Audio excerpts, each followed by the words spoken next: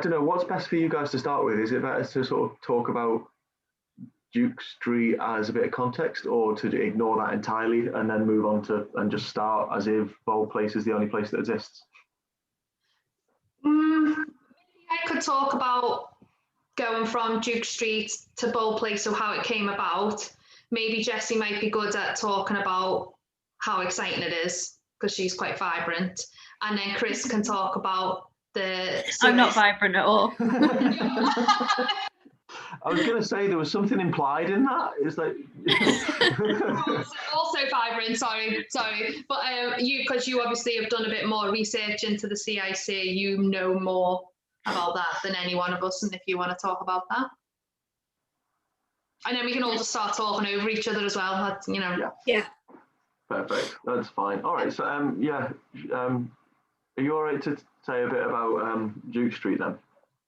Yeah. So I've ran Duke Street for 8 years, or just coming up to 8 years now. And within those 8 years, we've had lots of different artists come and go. And two of those creatives were Jess and also Christine. And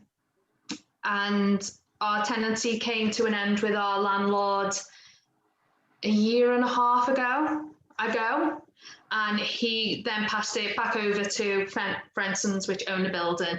They were happy for us to stay there, and I had several meetings with them and asked them for another building, because I know that they wanted to turn our building into something else, and he said no. And then on the third meeting after I'd bullied them that much, did a big massive speech, nearly cried, you know, should have gotten applause from them by the end of it, talking about, you know, how great we all were. They finally offered us Bold Place, but they had to go ask the council for planning, because anything they wanted to turn it into before, they've had the planning rejected. Yeah. So we waited for that, and finally the council agreed to let it become an art space. Okay. So in the meantime, we've made good friends with Max and Wendy and bullied them into making it really nice for us. And the three of us are running it, and we'll move over. And we have also got 2 spaces that will go to an amazing flower badass, can't think of another way to describe her, in Mary Florals. So she's gonna have that as a workshop and run flower things from there. And also Katie Lee, who is a inspirational speaker and painter. And then we've got another couple of people who are coming over with us but aren't confirmed yet. All right. And how many is it total? Did you say 8 before? 8, and community space and a nice, gorgeous, huge garden. Yeah. So that's 8 including you 3, or 8? Yes. So 5 more spaces. Yeah. Yeah. It's probably a good point to ask within this, if you guys want to say a bit about what you do individually. I don't know. Who's first? Who's first? Christine, you know. Go, Chris. If you want to, you know. So I'm primarily a jeweler. That's what I do for my sort of day-to-day job. Yeah. But I also paint and do some printmaking whenever I have time, which isn't very often, in all honesty. Yeah. I've been doing that for about coming on to 6 years now. Full time after 2. I had a studio in Runcorn for a while, and then moved to Liverpool.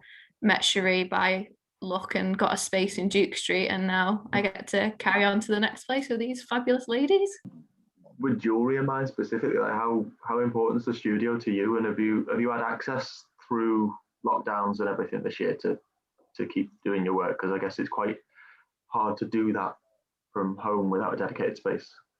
Yeah, I have actually been doing it from home. I decided the first day of lockdown to move everything into my spare room. So then when things sort of eased up and we found out we were going to definitely have the new place, I just decided to stay at home, because it's so much effort to move everything. I'd rather just move it straight into Bold Place than go back to Duke Street. So I've still got lots of stuff in there, but I haven't been back since I nipped in June, and that's the last time I went to Duke Street. So yeah. It's been difficult. I'm not sure my neighbours like me too much, but yeah. So you're just going to sort of wait until you're at the new place and then benefit. Yeah, I think so. I quite like the idea of just a fresh start after the past year or so. So yeah. Mm-hmm. All right. Jess. Hello. This is going to go really well. Well, it's all right. You've already been, fronted as the vibrant one, so blow us away. I know, no pressure. No pressure. I think by that she just meant the nutbag. So I'm a mural artist and designer. Yeah. So paint kind of large scale installations, and then I've done a few series of canvases throughout lockdown when I couldn't get on site. Yeah. But because I work primarily alone, so a lot of the time I'm on site by myself, I have been able to work throughout this, which has been a blessing. But yeah, very colourful, quite vivid. How do we describe me? See, I'm very good at this. I mean, if it's not about your work, I mean, it's probably useful to just think about, for this series of films anyway, to think of, how you use the studio and has that changed or been affected this year, or, have you felt restrained by being at home or even, I know for a lot of artists, it's been one of the hardest things has been judging whether what they do is essential. Right, because we were the bottom. Yeah. I mean, we should have all retrained. Like, what you do for a living's just really not that important. So I think I really want to enjoy it. I really want to enjoy it, and I want to fill my house with it, and I want to go out, have recreation in a gallery, and love it. But you're just really not that important. So it's always been that way, though. It's always like the first thing to get cut is the arts. The funding gets cut for the art. It's always the first thing to go, and it's the first thing people need. People need art therapy when they're not well, or like you say, colour and everything that we all do makes people feel better and makes the world better. But we're at the bottom. People just don't see it as a viable career, do they? Which is sort of half of what our CIC is hoping to do for the female community, is make it a viable option for people. Superb segue, Chris. Well done. For the non-film version of this, there was silent applause at that point. There's like a commentary on that. Maybe I should work in sales instead. I think you need your own podcast, Chris. That was superb. Well, there's a perfect segue. I'll come back to you, Cherie. We'll talk about your work in a bit, but perfect segue to the CIC bit. Why a CIC? What is the vision of Bold Place or Bold Vision? Sorry, what is the vision of Bold Vision? But what are the plans? I think our primary idea is to be sort of a support network and promotional network for the female community of Liverpool, promoting creative careers, basically. Like, I think we've all found that people don't take you seriously, and there's not enough guidance or support from people that are already in creative careers to get ahead. So we want to offer workshops, whether that be to the community or for people who are already looking to get into a creative career. Like, everyone in the studios can run workshops. We can have people come in and give talks and things like that.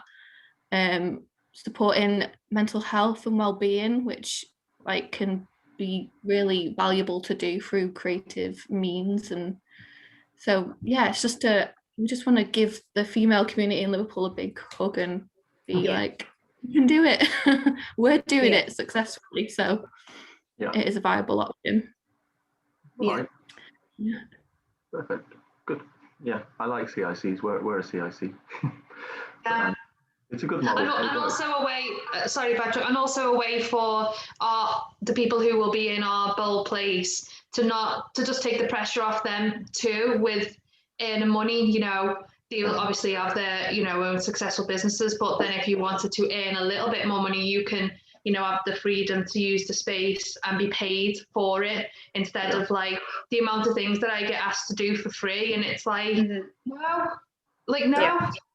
And then you almost feel bad then for not wanting to do it for free. And it's like, we don't want to ask someone to come in and do anything for free. It's like, come in and do this. Would you like to? Here's some money, put it in your pocket, go and buy yourself some new shit. Yeah. Well, it's one of the stranger and probably hardest conversations I've been having all year about, where do you draw the line at paying artists, and where does it become a barrier? Because there's so many artists who want an opportunity in inverted commas, but and they come to you asking, like, with independent banning, the structure of it has always been artists come, they use our brand as a banner and they put stuff on, and that's kind of okay. But then the language of that is that we as independent Biennial claim ownership of their work, and we haven't paid them for it, and it's weird. So I've never really liked that. I mean, in a sense, it works for some artists. Along the River and the exhibition you were part of made money in its own right, and therefore the artists were kind of paid a bit, probably not really enough for the amount of work that went into that exhibition and the install. But there's ways to make it function, but generally it just doesn't work. And then that kind of, you can't kind of have one rule for one and not the same for everybody. So it's sort of, you either have to pay artists or not pay artists, and you can't have it both ways. So we're in that realm now where we pay artists, and that's what we do, and that's kind of the only way that Independence Biennial will run now. But we've had so much pushback this year from artists who just want a banner, and it's like, oh, all right, but that's not how. That's not how you make change. That's not how you pay yourself as an artist. It's not how you create careers as artists. So I agree with what you're doing. Yeah. I think we all kind of struggle, like female artists, with knowing your worth. And I think that Bold Vision is like, we collectively, maybe we'll all kind of empower each other's worth, and we'll feel a stronger voice together instead of just to generally being a hub and a platform for kind of females and showing representation, because we're hoping to not just be about visual arts, because obviously we're all women in business, as well as we just happen to be painters as well, but we're hoping to have events where we're getting other kinds of different creatives involved to do talks and then kind of have young girls come and see that, and for their voices to be amplified. So it's much bigger than this is kind of us being painters and being artists is the kind of the jump off point, but it's going to kind of get bigger and bigger off of that. Yeah. That's the plan. Yeah. So I mean, the other thing, like, how important do you think? Obviously, it worked really well naturally that you ended up with Bold Place as a replacement for Duke Street. But how important do you think the actual the physical elements of that space are going to be for you guys? Because like you said, you've got a garden, like you've got outside space in the city centre, which is incredible. How important is that? Is the sort of, I think is it a 2-story building? I'm trying to picture the building. It's three. Yeah. So like For me, I'm beyond excited to have windows. For the first time since I've been a practitioner, all have windows. Yeah. We all so that's very exciting. I think having natural light for your artwork is huge. It being a very tall and airy, bright space, I think is going to transform all of our work and mood and energy to a whole other level. And like you say, having a garden and outside space, that makes we've got more possibilities for, like we say, like for events, and we're hoping to have different kinds of. I'm like teasing. I'm trying not to say too much, but no, say whatever you want. Yeah, we're hoping to go big with the outside space anyway, and for it to be completely versatile. Whereas we have been quite limited to what we can do in Duke Street, because it hasn't felt as polished as we wanted it to be. It served us remarkably to where we've all got to independently. But I think now with Bold Place and the way that it is, I think it's more for us to grow together as a unit for Bold Vision, and then for ourselves individually as well, because it's a beautiful space. It is. and it's like pretty derelict right now, but when you walk in, you just feel something in there. It's like such a special building. Yeah. And I feel like people want to come in there. People will want to, come and be part of events that we put on in there. People want to hang out in the garden and do stuff and come to workshops that will be free and things like that. You're just at the top of Bold Street. The location is insane.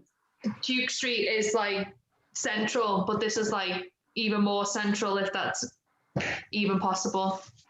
Yeah. So we're dead lucky. Yeah. I think we all walked in and we were really amazed and had to pinch ourselves a little bit when we actually got it. Yeah. We were in denial for ages, weren't we? We were like, it's not going to happen. It's not going to happen. Don't get excited. It's not going to happen. I've been in a building about, I think it must have been about 7 years ago. I went in with Colette Lilly and we just walked around and I was like, I cannot believe that this building is nothing and it's not doing anything. This is mental. And in me belly I was like, I'm gonna buy this building, it's mine. And the fact that it actually came around was just hilarious. Like there was way, like when I got the price of how much it was a year, I just kind of like choked and laughed and was just like, absolutely, there's no way we can do this, we can't do it. Bottled myself and then was just like, no, well, we just have to though, don't we? Like there's no way you could ever say no to a building like that. You just can't.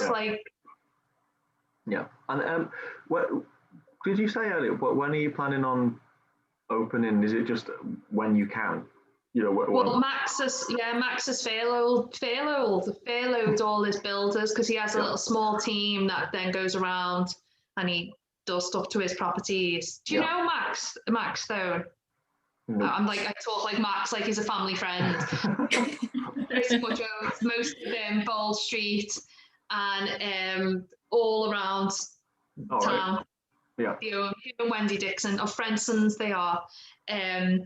But he's just dead eccentric and he just loves Liverpool and he's like took a shine to us and he's just like, this project is not about me making any kind of money from you girls. Like he's like, it's a vanity project for me. I just really want to see you do dead well. It's like, he's dead old. He's like, he'll never retire. He's one of them. He's a meddler. But he, he's boss. I think he's just like, he's going to help us as well, I think. All right. Okay. I could talk about Max forever. Could go in here. He just fascinates me. So funny. You need to put posters on across get a vinyl for the front of the building. Max. Yeah. You'll love it. You'll love it.